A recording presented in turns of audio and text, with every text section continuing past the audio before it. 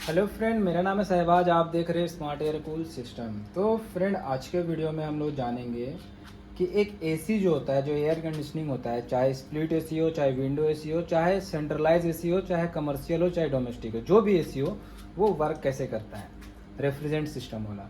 तो आज हम लोग जानेंगे। अगर आपको रेफ्रिजरेंट साइकिल नहीं पता है तो उसके बारे में मैं वीडियो बना चुका हूँ, वो आप वीडियो देख सकते हैं मेरे यूट्यूब चैनल पे जाके। और अभी हम बात करने वाले हैं एसी के बारे में कि इसमें इम्पॉर्टेंट पार्ट क्या क्या है और कैसे एसी काम करता है। क्योंकि बहुत बार होता क्या है कि हम लोग को एसी रिपेयरिंग करने तो आता है थोड़ा बहुत, लेकिन जब कोई कस्टमर, एजुकेटेड कस्टमर, अच्छा कस्टमर अगर कोई सवाल पूछ लेता है तो हम वहाँ पे बता नहीं पाते कि किस पार्ट का क्या काम है। तो आज के वीडियो में हम लोग इस आउटडोर यूनिट के बारे में, जो जो पार्ट है वो पार्ट क्यों लगाया गया है और इसका क्या काम है और कौन सा पार्ट कैसे वर्क करता है, कैसे काम करता है, आज इस वीडियो में हम लोग जानेंगे। जैसा कि आपको पता है कि एक एसी में दो यूनिट होता है। एक यूनिट होता है हाई प्रेशर साइड का, एक यूनिट होता है लो प्रेशर साइड का। तो जैसा कि ये जो यूनिट है ये हाई प्रेशर साइड का है, इसको हम लोग आउटर यूनिट बोलते हैं, और अंदर में जो लगता है उसको इंडोर यूनिट बोलते हैं।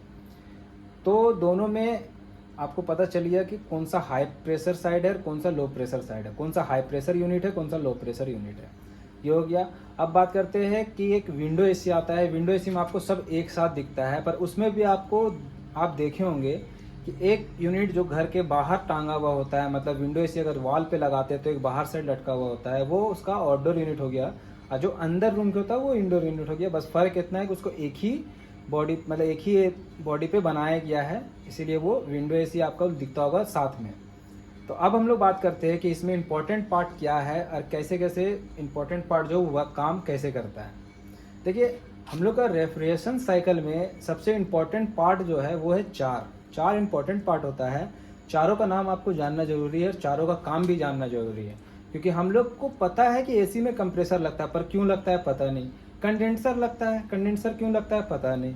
एवापरेटर है, पर क्यों है पता नहीं। तो हम लोग को इसके बारे में जानना बहुत ज़रूरी है। आज के वीडियो में हम लोग आउटडोर के बारे में जानेंगे और आने वाले नेक्स्ट वीडियो में हम लोग इंडोर के बारे में जानेंगे। वीडियो अच्छा लगेगा तो हमारे वीडियो को लाइक कीजिएगा और चैनल को सब्सक्राइब कीजिएगा। तो अब हम बात करते हैं इस आउटडोर यूनिट के बारे में। जैसे कि एक आउटडोर यूनिट आपको दिख रहा होगा, हालांकि ये आउटडोर यूनिट थोड़ा सा जला हुआ है, शॉर्ट सर्किट के कारण ये जल गया था। तो ये आउटडोर यूनिट मेरे पास आया है बनने के लिए, तो मैं सोचा आपको एक जानकारी दूं इस आउटडोर यूनिट के माध्यम से। तो चलिए अब स्टार्ट करते हैं। हम लोग का जो इम्पोर्टेंट पार्ट चार होता है, उसमें सबसे पहला पार्ट आता है कंप्रेसर का। कंप्रेसर हम लोग का रेफ्रिजरेशन साइकिल में, एयर कंडीशनिंग यूनिट में सबसे इम्पोर्टेंट, सबसे मुख्य पार्ट है। उसके बाद आता है condenser unit, sorry condenser. Condenser के बाद आता है एक्सपेंशन वाल्व, या तो आप बोलिएगा कैपिलरी ट्यूब। ये तीसरा पार्ट हो गया इंपॉर्टेंट। चौथा आता है इवापोरेटर, जिसको हम लोग कूलिंग कॉइल भी बोलते हैं, जो इंडोर यूनिट में लगता है। तो जैसा कि स्प्लिट एसी में तीन इंपॉर्टेंट पार्ट इस मतलब आउटडोर यूनिट में ही लगा हुआ होता है। तो अब तीनों पार्ट के बारे में हम लोग जानते हैं और इंडोर यूनिट के बारे में नेक्स्ट वीडियो में जानेंगे। तो सबसे पहले आता है कंप्रेसर। जैसे कि आपको दिख रहा होगा ये कंप्रेसर है। ये कंप्रेसर का काम क्या है? ये कंप्रेसर जो है ये रोटरी कंप्रेसर है। इसका काम है कि जो रेफ्रिजरेंट हम लोग मशीन में, एसी में जो यूज़ करते हैं, इसका काम है उसको कंप्रेस करना। कंप्रेस करना मतलब एक साइड से लेना और दूसरे साइड से इसको भेजना। मतलब जैसे आप कंप्रेसर देखेंगे तो अभी जैसे कि आपको कंप्रेसर दिखाते हैं, जैसे कि ये कंप्रेसर है, जैसे आपको ये कंप्रेसर दिख रहा होगा। तो ये कंप्रेसर में आपको दिखा होगा कि दो पाइप कनेक्ट होते हैं, एक मोटा पाइप, एक पतला पाइप। तब ये दोनों का काम क्या है? तो कंप्रेसर का काम है जब ये गैस को पंप करता है, मतलब कंप्रेस करता है। जब हम लोग यहाँ पे जो लाइन लगा, दो लाइन होता है, यहाँ से हम लोग गैस को चार्ज करते हैं, तो क्या होता है, यहाँ से ये सक करके घिसता है ये मोटा पाइप से, और ये कंप्रेसर के अंदर जाता है, और इधर से ये कंप्रेसर इसको कंप्रेस करके ये कंडेंसर की ओर भेजता है। जैसे कि आपको पता होगा ये पाइप कंडेंसर यूनिट में कनेक्ट है। तो कंप्रेसर जब गैस को पंप करता है, मतलब कंप्रेस करता है, तो आपको पता होगा कि कोई भी चीज़ पे अगर हम लोग प्रेशर बनाते हैं, जैसे कि चाहे गैस हो या चाहे पानी हो, चाहे कोई भी पदार्थ हो, अगर उसको हम लोग प्रेशर बनाते हैं तो उसका क्या होता है, टेम्परेचर इंक्रीज हो जाता है। जब प्रेशर बढ़ेगा तो टेम्परेचर भी बढ़ेगा। तो हम लोग इसमें जो गैस यूज़ करते हैं वो लिक्विड फॉर्म में भी होता है, वेपर फॉर्म में भी होता है। लेकिन कंप्रेसर जो होता है वो हम लोग का वेपर टाइप कंप्रेसर है। मतलब ये जब पंप करेगा तो ओनली फॉर वेपर को पंप करेगा, लिक्विड को पंप नहीं करेगा। आपको पता होगा जब सिलेंडर का गैस हम लोग सीधा करके खोलते हैं तो लिक्विड की जगह वेपर निकलता है। मतलब गैस आपको दिखेगा नहीं पर निकलेगा जरूर।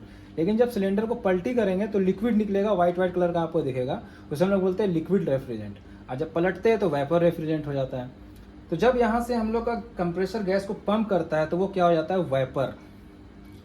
तो जब ये कंप्रेस करता है वेपर गैस को तो क्या होता है, उसका प्रेशर इतना बढ़ जाता है। जब प्रेशर बढ़ता है तो टेम्परेचर भी बढ़ जाता है। जब गैस का प्रेशर और टेम्परेचर बढ़ता है तो वो गैस कंप्रेसर से होते हुए जाता है कंडेंसर यूनिट में। अब कंडेंसर यूनिट का क्या काम है, जैसे कि आपको बताए थे हम, कंडेंसर यूनिट जो है वो मुख्य पार्ट है इसका। तो कंडेंसर यूनिट का क्या काम है कि जब आप देखे होंगे कंडेंसर में जो पाइप होता है, जैसे ये एल्युमिनियम टाइप है, तो एल्युमिनियम में भी आप देखिएगा पतला पतला पाइप जैसा लगा हुआ है। तो इसमें क्या होता है, रेफ्रिजरेंट ऐसे करके रन करता है और इसमें पतला पतला लगा हुआ है आपका फिन्स। वो क्या करता है, जब high pressure high temperature refrigerant जब इस पर रन करता है, मतलब चलता है, तो क्या होता है, ये गर्म होता है। ये धीरे धीरे यहाँ तक आता है, धीरे धीरे नीचे तक आता है। तो जब ये गर्म होता है तो क्या करता है, ये जो फिन्स है उसका गर्मी को वो खींच लेता है। तो अब क्या करता है, उसके लिए लगाया गया है ऑर्डर यूनिट में एक मोटर। इस पर एक ब्लेड लगा हुआ होता है, आप देखे होंगे। वो ब्लेड का काम क्या है, जब ये मोटर चलता है कंप्रेसर के साथ, जब कंप्रेसर ऑन होता है तब मोटर भी ऑन होता है। तो ये जब कंप्रेसर मतलब मोटर जब चलता है तो क्या करता है, हवा को आगे थ्रो करता है। जब ये हवा थ्रो करेगा आगे तो इसको पीछे से हवा चाहिए, तो वो हवा घिंचता है कंडेंसर का बैक साइड से। कंडेंसर के बैक साइड से जब हवा खींचता है तो क्या करता है, जो हवा का जो टेम्परेचर होता है वो टेम्परेचर हम लोग का एम्बिएंट टेम्परेचर जिसको बोलते हैं, ज़्यादातर 35 से 45 तक रहता है। लेकिन जब कंप्रेसर जो है वो गैस को पंप करता है तो उसका जो टेम्परेचर होता है वो हम लोग का 90 से लेकर 92, 95, आपका 70, 80, मतलब 80 से 90 के बीच में उसका टेम्परेचर होता है। तो ये आपका 80 से 90 डिग्री इसका हीट होता है। तो जब इसमें 35 या 40 डिग्री टेम्परेचर का एयर जब टच करता है तो क्या करता है, वो हवा इसको ठंडा करता है। वो उसको ठंडा करके जब हवा भी हल्का गर्म हो जाता है तो वो बाहर आता है। जब भी आप चेक किए होंगे तो यहाँ गर्म हवा आता है। इन तो ठंडा हवा करता है लेकिन यहाँ गर्म होता है। गर्म कैसे होता है, क्योंकि ये गर्म होता है तो इसका जो हीट है वो खींच लेता है हवा और वो बाहर थ्रो करता है। तब क्या होता है, ये जो वेपर फॉर्म में होता है, high pressure high temperature vapour gas जब होता है तो इसको जब ठंडा करने से क्या होता है, कोई चीज़ का भी अगर ठंडा कीजिएगा, जैसे यहाँ से ये ठंडा हुआ तो क्या होता है, इसका जो टेम्परेचर है वो कम हो गया।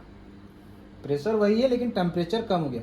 प्रेशर क्यों वही सेम है, क्योंकि आगे लगा हुआ है एक्सपेंशन डिवाइस, यहाँ पे बोला जाए तो कैपिलरी ट्यूब, जिसका हॉल इसके हिसाब से बहुत पतला है। तो इसमें प्रेशर वही रहता है जो प्रेशर कंप्रेसर पंप करता है। इसका पूरा डिटेल्स का वीडियो हम बना चुके हैं, अगर आपको चाहिए तो हम नेक्स्ट वीडियो बना के डाल देंगे। अभी वीडियो ज़्यादा लंबा हो जाएगा इसलिए हम इसको आपको नॉर्मल तरीक़ा से समझाने की कोशिश कर रहे हैं। जब इसमें फ़ैन चलता है तो इसका टेम्परेचर को फ़ैन के द्वारा कम किया जाता है। जब यहाँ से रेफ्रिजरेंट का प्रेशर टेम्परेचर कम होता है तब क्या होता है, अब वहाँ से आपका high pressure low temperature vapour gas अब कहाँ पे आता है हम लोग का, इसके बाद आता है इस पर जो सेकेंड लाइन लगा हुआ है, जैसे कि आपको दिख रहा होगा यहाँ सेकेंड लाइन, ये है सेकेंड लाइन। ये नीचे में जो है ये लगा हुआ होता है हम लोग का कैपिलरी ट्यूब में, ये है कैपिलरी ट्यूब। जैसे कि आपको कैपिलरी ट्यूब दिख रहा होगा, ये कैपिलरी ट्यूब है। तो ये हम लोग का तीसरा इंपॉर्टेंट पार्ट है, जैसा कि हम आपको बताए थे, ये तीसरा इंपॉर्टेंट पार्ट है। तो अब इसका जो काम है वो काम है, जो कंप्रेसर जो गैस को कंप्रेस किया था कंडेंसर में, high pressure high temperature gas, उसको कंडेंसर ने कन्वर्ट करके क्या कर दिया, high pressure low temperature vapour gas. अब उसको कैपिलरी ट्यूब क्या करता है, high pressure low temperature gas को ये लिक्विड फॉर्म में बदलता है। और लिक्विड फॉर्म में ये बदलने के बाद क्या करता है, उसका टेम्परेचर के साथ प्रेशर को भी डाउन करता है। जैसा कि अभी हम आपको बताए थे कि अगर हम इसका प्रेशर को घटाएंगे तो टेम्परेचर भी घट जाएगा।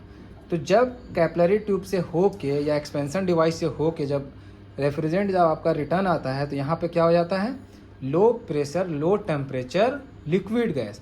लिक्विड गैस हम लोग का ठंडा होता है, बहुत ज़्यादा ठंडा होता है। जब आप ये जो लाइन आप देख रहे हैं, दो लाइन जो लगा हुआ होता है, एक होता है सक्शन लाइन और दूसरा होता है लिक्विड लाइन। बहुत से भाई लोग इसको डिस्चार्ज लाइन बोलते हैं, जबकि ये डिस्चार्ज लाइन नहीं है, ये लिक्विड लाइन है। तो जब इसमें low pressure low temperature gas convert कर देता है कैपिलरी ट्यूब, तब आता है आपका लिक्विड लाइन। जब लिक्विड लाइन आप छूते होंगे तो बहुत ज़्यादा ठंडा रहता है। उसके बाद यहाँ से लिक्विड लाइन जाता है इवापरेटर में। इवापरेटर का जो काम है वो हम आपको नेक्स्ट वीडियो में बताएंगे। यहाँ तक आपको समझ में आ गया होगा। इसमें एक और पार्ट छूट गया है जो आप इसी वीडियो में जान लीजिए। उसके बाद कंप्रेसर के साथ एक और पार्ट लगा होता है जो उसको बहुत सब भाई बोलते हैं रिसीवर। एक्चुअली में ये रिसीवर नहीं है, इसका नाम है एक्यूमुलेटर। इसका काम है जैसे कि यहाँ से जब लिक्विड गैस गया, यहाँ से जब लिक्विड रेफ्रिजरेंट गया, तो अंदर में क्या होता है कि वो रूम को ठंडा करने के बाद फिर रिटर्न हम लोग यहाँ छूते हैं तो ठंडा रहता है मोटा पाइप। मतलब यहाँ से लिक्विड अभी भी आ रहा है क्योंकि टेम्परेचर इसका कम है और प्रेशर भी कम है। तो जब लिक्विड रेफ्रिजरेंट फिर से कंप्रेसर में जाएगा तो कंप्रेसर को डैमेज कर देगा। जैसे कि हम फर्स्ट में ही बताए थे आपको कि जो कंप्रेसर है वो वाइपर टाइप कंप्रेसर है। अगर इसमें ये लिक्विड जाएगा तो ये ख़राब हो जाएगा क्योंकि ये ओनली फॉर वाइपर को पंप करता है, ना कि लिक्विड को। तो फिर क्या होता है, जब लिक्विड लाइन यहाँ आता है तो यहाँ आने के बाद इससे फिर वाइपर बनता है। वाइपर बनने के बाद फिर वो अंदर जाता है। आने वाले नेक्स्ट वीडियो में हम आपको ये कंप्रेसर का जो एक्यूमुलेटर है इसको कटिंग करके हम दिखाएंगे कि ये वाइपर को लिक्विड में कैसे बदलता है। आए फ्रेंड, वीडियो में आपको कुछ समझने को मिला हो, वीडियो को समझने मिला हो तो प्लीज़ एक लाइक कीजिएगा, चैनल को सब्सक्राइब कर लीजिएगा क्योंकि नेक्स्ट वीडियो जो डालूँ आप तक ईजी पहुँच जाए। ठीक है फ्रेंड, वीडियो अच्छा लगा तो एक लाइक कीजिएगा, कमेंट करके बताइएगा क्या छूट गया। इंशाल्लाह आगे वाली वीडियो में हम कोशिश करेंगे उसको पूरा करने का। ठीक है फ्रेंड, थैंक यू।